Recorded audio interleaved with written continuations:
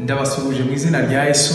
I greet you in the name of Jesus. Ndabifuriza umugisha w'Imana. I wish you the blessing of God. Mbifurije icyumweru cyiza. I wish you a happy Sunday. Aho mwateraniye mu ngo zanyu. Wherever you gathered in your houses. Ndizera ko icyumweru kitagucitse. I hope that you enjoyed this Sunday. Nubwo waba uri umwe, whether you are one cyangwa muri babiri, or you are two, ndizera ko mwazirikanye ko ayu ari umunsi w'iteraniro ryera nk'abana b'Imana. I hope that you gathered today as a holy congregation. Rero mbifurije umugisha w'Imana. So I wish you a blessing of God. Kandi ndabakunda cyane mu izina rya Yesu. And I love you so much in the name of Jesus. Tugiye kuganira ku ijambo ry'Imana. We are now going to share the word of God. Umwanya muto. There is going to be a short moment. Ariko tubabwira ibintu by'ingenzi cyane. But we tell you some important things. Turashaka kuvuga ku bigendanye no kwera imbuto. We want to talk about bearing fruits. Kuko tugomba gukomeza kwera imbuto. Because we must keep bearing fruits. Ndetse kino gihe nibwo zikenewe cyane. And in this moment it is most needed. Rero Imana ibahe umugisha. So may God bless you. Ubwo gukurikirana ijambo ry'Imana for following this word of God. Mu izina rya Yesu. In the name of Jesus. Mbasaba umugisha.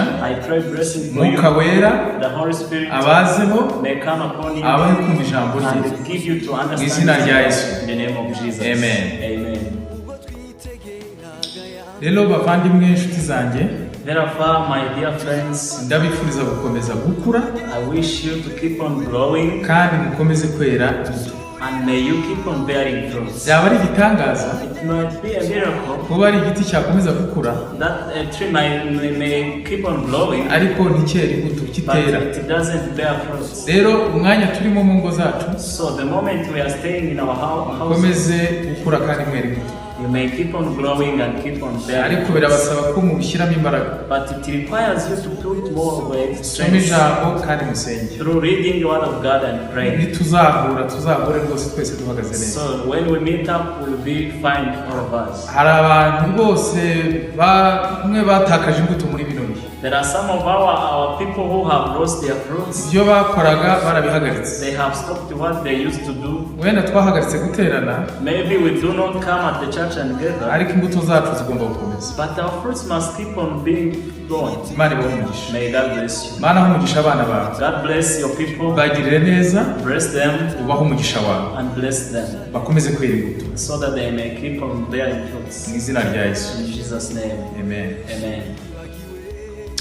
Rero bavandimwe inshuti nkunda, so my beloved friends, ndabifuza gukomeza kwera imbuto. I wish you to bear fruits. Dukurikije iki cyanditswe rero, according to this scripture, hari ibintu bitatu by'ingenzi mugomba kwitaho. There are mostly three important things kugira ngo twere imbuto. So that you may bear fruits. Icyambere, first is no kuba muri Kristo Yesu. Is to reign in Jesus Christ. Kuba ishami riri ku giti. To be a branch upon a tree. Icyakabiri, the second, kugira ijambo rya Kristo mu buzima bwawe. To keep the word of Christ in your life. Kugira ijambo rye mu buzima bwawe. To keep his word in your life. Rero icyagatatu cy'ingenzi, so the third most important, ko tugomba kuba ishami rikura, is to be a branch that grows. Ntabwo ishami rya kera ritoya. You can't bear fruits if you are still. Rero dukurikije izi nyigisho zigenda no gukura mu mwuka, so according to these teachings of growing in spiritual way, uko turushaho gukura tuzamuka, the more we grow up, ni nako twera imbuto nyinshi nziza.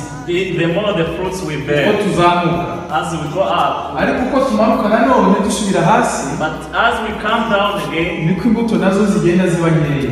The lower the fruits we bear. Rero turabifuza gukomeza gukura, so we should to keep on growing, kugira ngo n'imbuto zikomeze ziboneke, so that we may have much of the fruits. Aho turi mu ngo, where we stay in the homes, dukomeze gukura, we may keep on growing, dusome ijambo ry'Imana, we may keep on reading, dusenge, we may keep on praying, kugira ngo imbuto zacu zikomeze kwera, so that we may.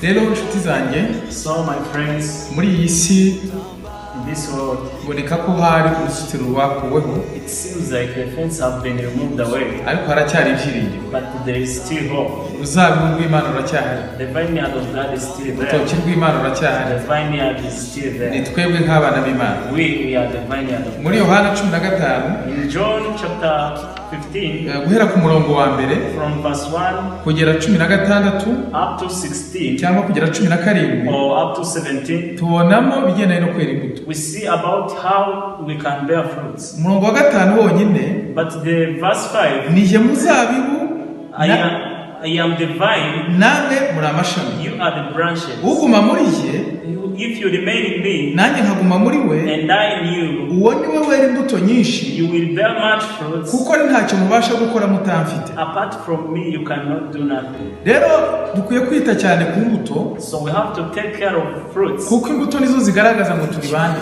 because the fruits shows who we are. Imbuto nizo zigaragaza ngo iki giti ni ubwoko ki. The fruits reveals the kind of tree, Kandi imbuto nizo zigaragaza ubuzima. and they also show light. Niba turi kugaragaza imbuto So if we are revealing the fruits mu ngo zacu, in our houses, hariya tugumye mu ngo, where we live, where we hariya stay, mu baturanyi, there in our neighbors, aho tuba turagaragaza ubuzima, we are showing, we are revealing light, kandi turagaragaza ngo turi bande. and we are revealing who we are.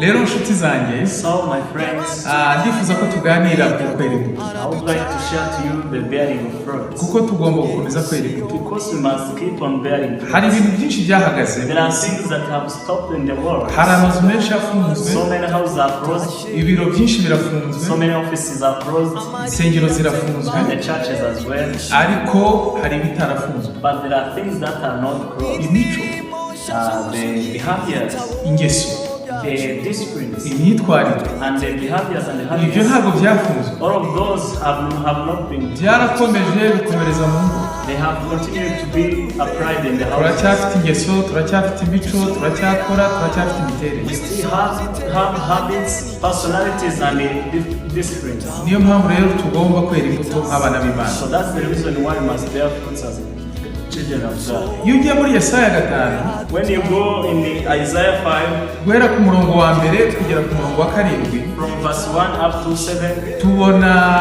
indirimbo y'uruzabibu. we see the song of the vineyard. Uruzabibu rwatewe ahantu heza, It was planted somewhere in a fertile soil, rugahabwa ibintu byose, and it has been given so many things, ariko rurangije rurahinyuka ntirwera imbuto, but it failed to bear fruits, bituma uruzitiro ruvaho. and this caused the removal of the wall. Wenda muri iyi minsi uruzitiro rwavuyeho, Maybe the fence have been removed nowadays. Tangarabu wahawe Uwiteka,